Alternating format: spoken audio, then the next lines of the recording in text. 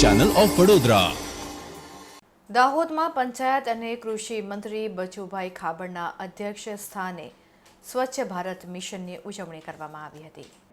આપણું દાહોદ સ્વચ્છ બને, સ્વસ્થ બને અને સાચા અર્થમાં સ્માર્ટ સિટી બને તે માટે આપણા ઘર, શેરી, મહોલ્લાને ચોખ્ખા રાખવાની જરૂરિયાત છે. સાંસદ જશવંતસિંહ ભાભોર ભારત સરકાર દ્વારા 2 ઓક્ટોબરના રોજ મહાત્મા ગાંધીજીની જન્મ જયંતિ નિમિત્તે સમગ્ર ભારતમાં સ્વચ્છતા માટેના જન આંદોલનની ઉજવણીને આહ્વાન કરવામાં આવ્યું છે.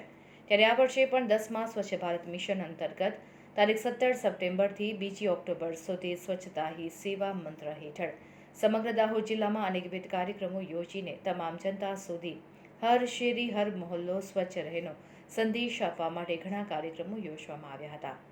2 ઓક્ટોબરના રોજ સ્વચ્છ ભારત મિશન 2024 હેઠળ દાહોદમાં પંચાયત અને કૃષિ મંત્રી બચુભાઈ ખાબડના અધ્યક્ષ સ્થાને જિલ્લા કક્ષાનો કાર્યક્રમ દાહોદ ખાતે આવેલ પંડિત દીનદયાળ ઓડિટોરિયમ હોલ ખાતે યોજવામાં આવ્યો હતો.